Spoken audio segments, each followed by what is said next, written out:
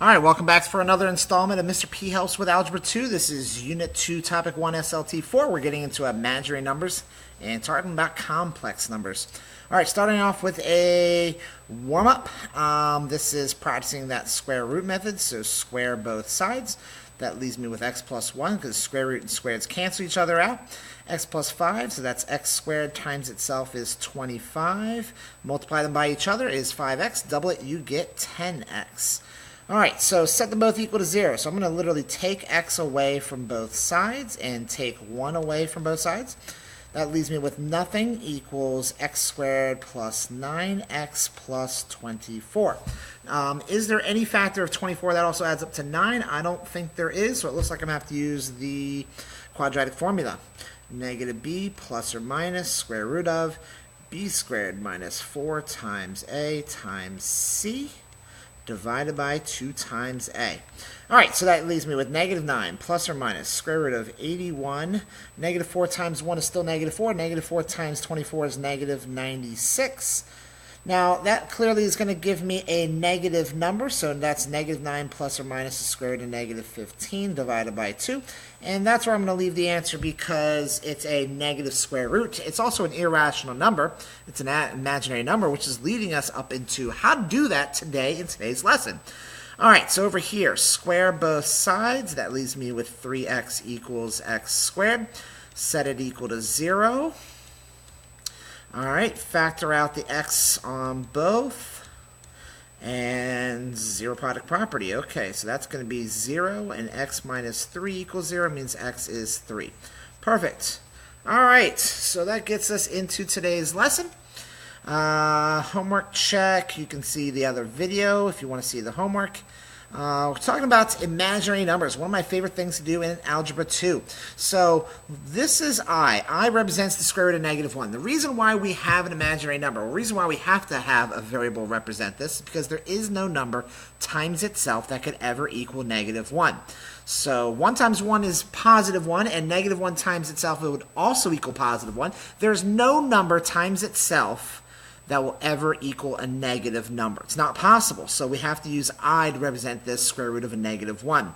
Now, if I multiply I times itself, so that's really, this is I, so this part right here represents I, and we multiply it by itself twice, square root and squareds cancel out, and what are you left with? Negative 1 is the solution. So if you multiply an imaginary number times itself twice, you actually get a real number as your answer.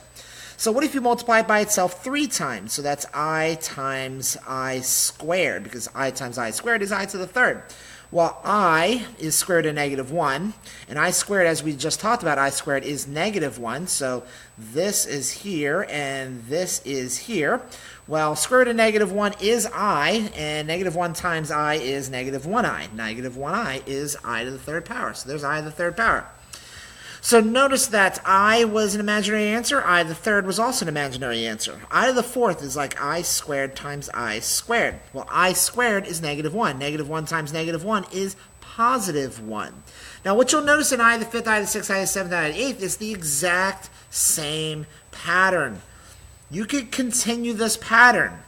I to the ninth would be I to the 10th, I to the 11th, I to the 12th, I to the 13th, I to the 14th, I to the 15th, I to the 16th, I to the 17th, I to the 18th, I to the 19th, I to the 20th. And you can continue that pattern forever.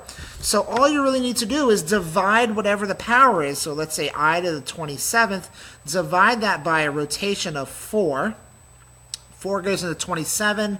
What is that, 7 times? 4 times? No, 6 times, sorry. 4 times 6 is 24.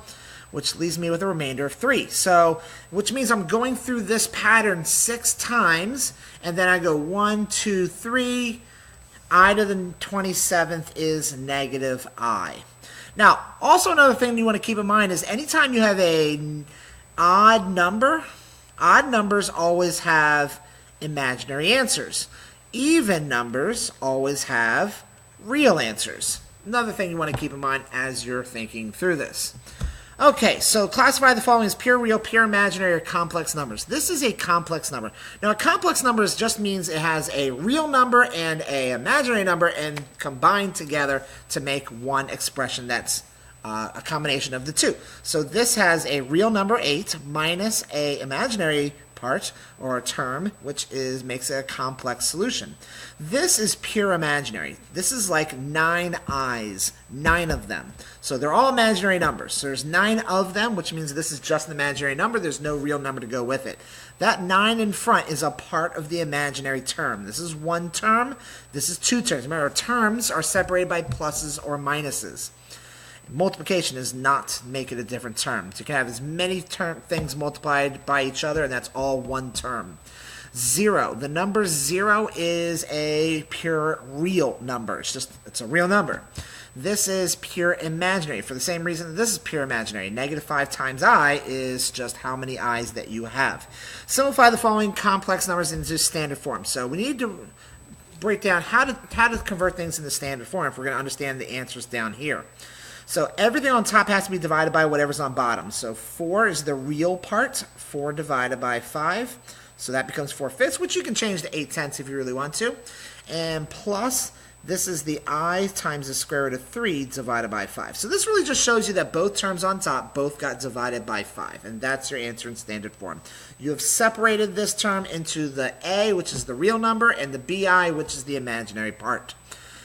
All right, 6 divided by 2 is 3. -4 divided by 2 is -2i times 10 times the square root of 10. So that square root of 10 is kind of like a parentheses. You don't divide that by 2. This is how many of these you have. So it's kind of like this question. So you actually would divide I divided by 5 and then multiply that by the square root of 3. So that's your answer right there. 5 plus or minus the square root of -25. So that's 5 plus or minus.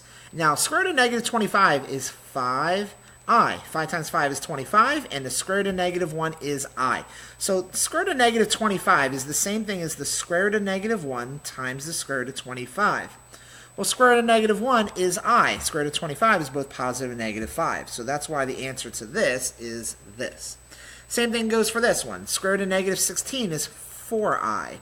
So this is really -8 divided by 4 is -2, plus or minus.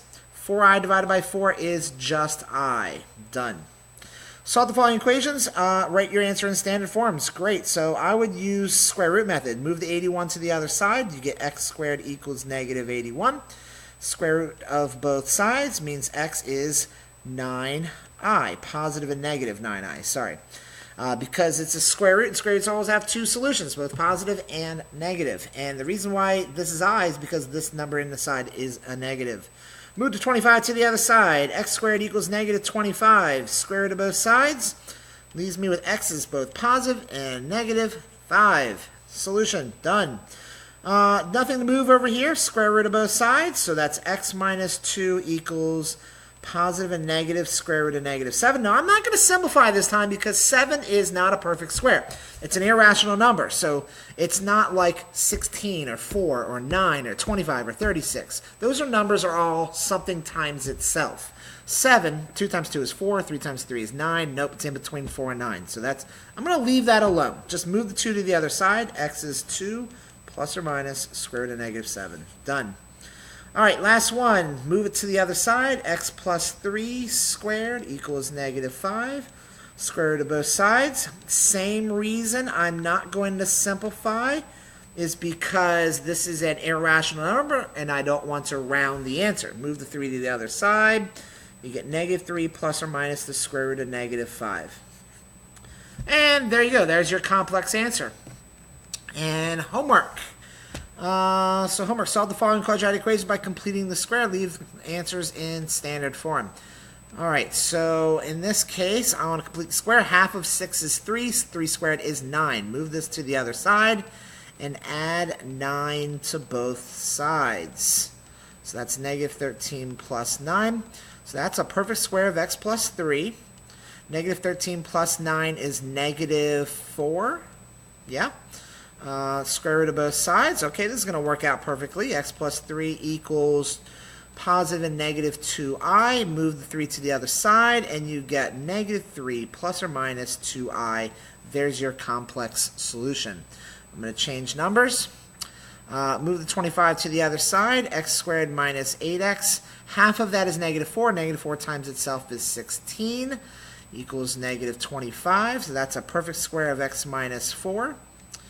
equals negative 25. Perfect. Square root of both sides. Square root of negative 25 is both positive and negative 5i. And this side is x minus 4. Move the 4 to the other side. Plus or minus 5i. Perfect. And can't delete. Last one. Move the 7 to the other side. Plus 2x. Half of 2 is 1. 1 times itself is 1. Add 1 to both sides. Looks like you're going to get a irrational number over there. So that's x plus 1 squared. Square root of both sides. X plus 1 equals square root of negative 6. Subtract 1 from both sides. And we are, ladies and gentlemen, done. I'm not going to solve this anymore because the square root of 6 is going to be like 2 point something. And I don't want to round my answers. I'm going to leave it just like that. All right. Thanks again for watching. This is the first half of SLT4. I'm going to make another video for the second half. Please give it a like to help you learn something about imaginary numbers, and subscribe if you haven't done so already. Thank you, and have a wonderful day.